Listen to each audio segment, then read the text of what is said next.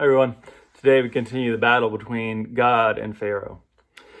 Then Yahweh said to Moses, "Go to Pharaoh, for I have hardened his heart and the hearts of his officials, so that I may perform these signs of mine among them, and you may tell your children and grandchildren how I made fools of the Egyptians, and how I performed my signs among them, and that you may know that I am Yahweh." So Moses and Aaron went to Pharaoh and said to him, "This is what Yahweh, the God of the Hebrews, says. How long will you refuse to humble yourself before me? Let my people go, so that they may worship me."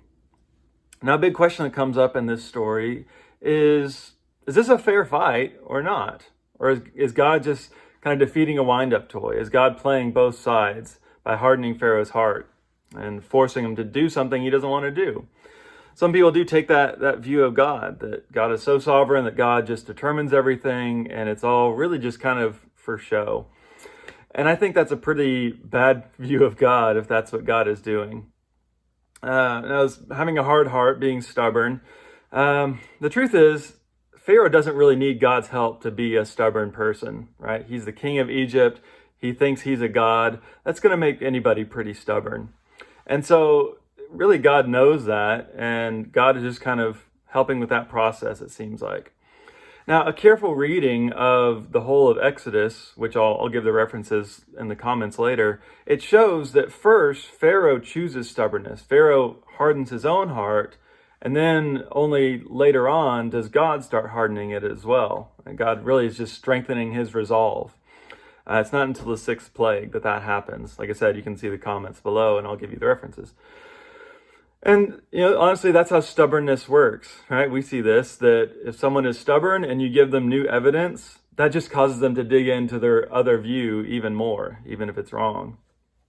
The truth is, Pharaoh had a choice, and so do we. Really, what happened with Pharaoh is the reverse of what we want God to do with us, right? What we want to do in our hearts is that as we turn towards God, as we try and live the way of Christ, that God will then enable us to both will and work for good, as Philippians says, right? The more that we go down the way of God, follow the way of Christ, God works in us to soften our hearts and make them more like the way God would have them be.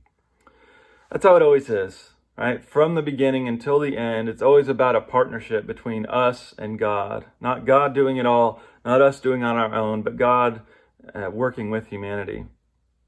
And this just shows the truth that the longer you walk a certain path, the easier that path gets.